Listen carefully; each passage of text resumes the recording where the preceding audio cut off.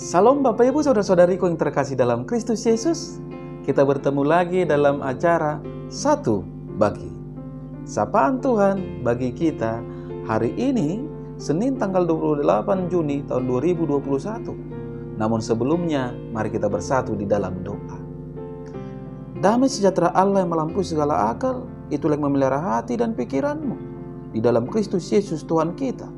Amin. Saudara yang terkasih dalam Kristus Yesus, sapaan Tuhan bagi kita hari ini terangkat dari kitab 1 Tesalonika pasal yang kelima ayat yang ke-22. Demikian firman-Nya. Jauhkanlah dirimu dari segala jenis kejahatan. Sampai sejatuh firman Tuhan. Saudara yang terkasih, saya mengangkat tema dari kebenaran firman ini, yaitu jauhi kejahatan. Saudara yang terkasih dalam Kristus Yesus, hidup ini adalah sebuah pilihan. Pilihan untuk berlaku benar atau jahat. Semua ada di tangan kita masing-masing. Karena memang Tuhan memberikan kita free will atau kehendak bebas. Tetapi ketahuilah saudara-saudara, bahwa setiap perbuatan pasti akan membuahkan hasil atau konsekuensi sesuai dengan baik atau buruknya perbuatan kita. Jika yang kita tabur adalah benih yang baik, niscaya saudara-saudara kita akan menuai hal yang baik. Sebaliknya, jika kita tabur yang jahat, cepat dan lambat saudara-saudara kita pasti akan menuai bencana. Hal inilah yang dikatakan dalam Galatia 6 ayat yang ke-7 yang berkata, jangan sesat, Allah tidak membiarkan dirinya dipermainkan. Karena apa yang ditabur orang, itu juga yang akan dituainya. Saudara yang terkasih dalam Kristus Yesus, kalau kita melihat atau perhatikan hidup Raja Ahab dan Isabel, mereka adalah pasutri yang sehati memilih untuk berlaku jahat di mata Tuhan dan manusia. Selain menyembah kepada berhala dan membunuh nabi-nabi Tuhan, mereka juga sepakat untuk merampas kebun anggur milik Nabot dengan secara keji. Kekuasaan dan harta telah membutakan mata rohani mereka, saudara-saudara. Mereka tak sadar bahwa perbuatan mereka yang jahat akan mendatangkan kebinasaan di kemudian hari. Ahab dan Isabel telah melakukan kejahatan berencana terhadap Nabot. Dan karena rancangan jahat Isabel, akhirnya Nabot mati dilempari dengan batu. Sangat mengerikan. Akhirnya Ahab pun dapat leluasa untuk mengambil kebun anggur warisan leluhur Nabot tersebut. Tetapi saudara-saudara ingat, Tuhan tidak pernah tinggal diam melihat kejahatan mereka, dan ia pun mengutus hambanya Elia untuk menyampaikan nubuatan tentang bencana yang akan menimpa mereka. Dalam 1 Raja-Raja 21 ayat ke-19b dikatakan, katakan pula kepadanya, beginilah firman Tuhan, di tempat anjing telah menjilat darah Nabot, di situ jugalah anjing akan menjilat darahmu. Sangat mengerikan juga saudara-saudara. Ketika Ahab berperang melawan Ramot Gilead, ia tewas di medan perang dan darahnya dijilati anjing. Tak membutuhkan waktu lama juga saudara-saudara, Isabel pun mati. Ia dijatuhkan oleh abdinya dari jendela dan jatuh tepat di atas tanah milik Nabot yang telah dirampasnya.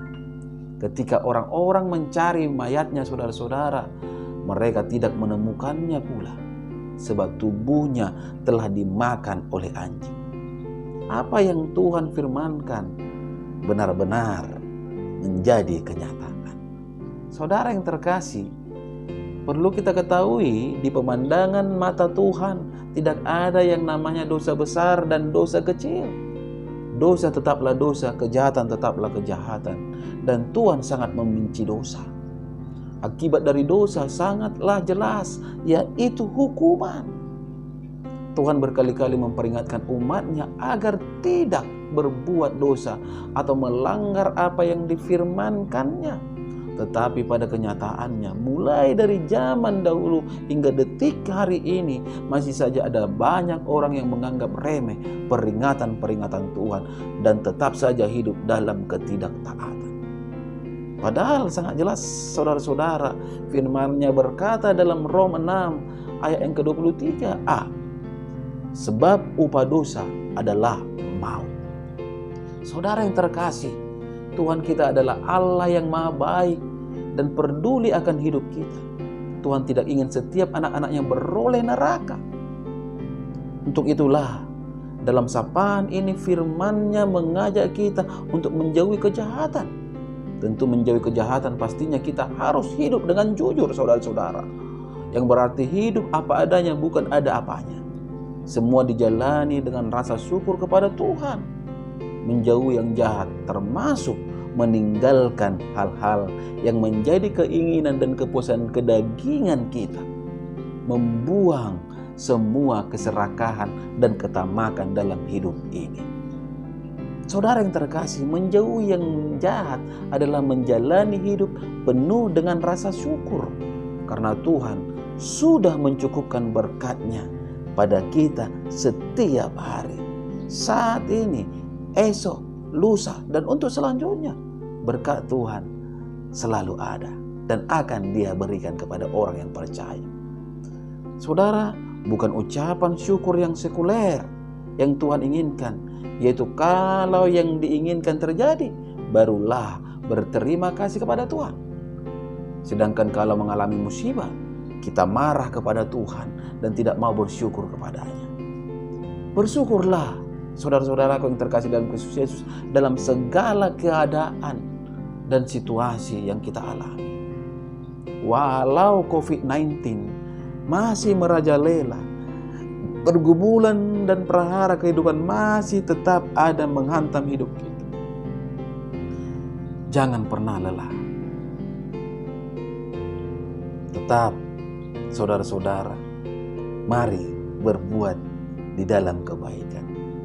Ingatlah, kita ini adalah anak-anak Tuhan yang akan selalu hidup di dalam kebenaran, karena Tuhan kita adalah kebenaran, bukan kejahatan. Karena kejahatan hanya mendatangkan kehancuran, tetapi kebaikan yang adalah buah dari iman kita akan mendatangkan berkat-berkat yang luar biasa terhadap hidup kita tepat pada waktunya. Amin. Kita bersatu dalam doa. Terima kasih Bapa di surga untuk kebaikan-Mu yang memperbolehkan hamba-Mu bisa ada sebagaimana ada pada saat ini. Terlebih lagi kebenaran firman-Mu yang telah berkumandang melalui media YouTube ini di pagi hari ini. Ini semua hanya dikarenakan kebaikan Tuhan dan kemurahan Tuhan. Firman-Mu Tuhan yang mengajak kami untuk menjauhi kejahatan, mari Engkau meteraikan di dalam kehidupan setiap para pendengar dimanapun mereka berada, sehingga olehnya mereka terberkati Tuhan. Ketika mereka lemah, mereka mendapatkan kekuatan. Ketika mereka sakit, mereka mendapatkan kesembuhan. Ketika mereka berhadapan dengan persoalan, mereka mendapatkan jalan keluar, karena memang tiada yang mustahil bagi Engkau ya Bapa di surga. Pada kesempatan yang indah ini, hamba berdoa untuk para pendengar. Mari Tuhan berkati rumah tangga mereka, berkati usaha dan pekerjaan mereka, berkati Tuhan Yesus anak-anak yang Kau titipkan di dalam kehidupan mereka. Berikan kepintaran dan kesehatan. Bagi setiap pendengar yang belum beroleh pekerjaan, mari Tuhan berikan pekerjaan. Yang belum mempunyai momongan, mari Engkau berikan momongan Tuhan bagi mereka. Yang belum mempunyai jodoh, mari Tuhan berikan jodoh yang baik dan tepat. Karena memang tiada mustahil bagi Engkau ya Tuhan. Pada kesempatan ini hamba memohon Tuhan, di mana banyak anak-anak-Mu yang terkena dampak COVID-19, sehingga mereka tergeletak di rumah sakit, mereka ada yang diisolasi mandiri di rumah. Tuhan Yesus, hamba memohon dalam kerendahan hati, Engkau menjamah tubuh mereka sehingga terjadi kesembuhan yang ajaib. Hamba percaya dengan kuasa-Mu Tuhan, tiada yang mustahil bagi Engkau. Ketika Tuhan bertindak, segala sesuatu yang indah pasti akan terjadi. Hamba percaya, hamba yakin doa kami ini doa hambamu ini akan terjadi. Karena hamba hanya berdoa di dalam satu nama, itu Yesus Kristus Juru Selamat kami yang hidup. Amin. Salam buat kita semua, salam sehat.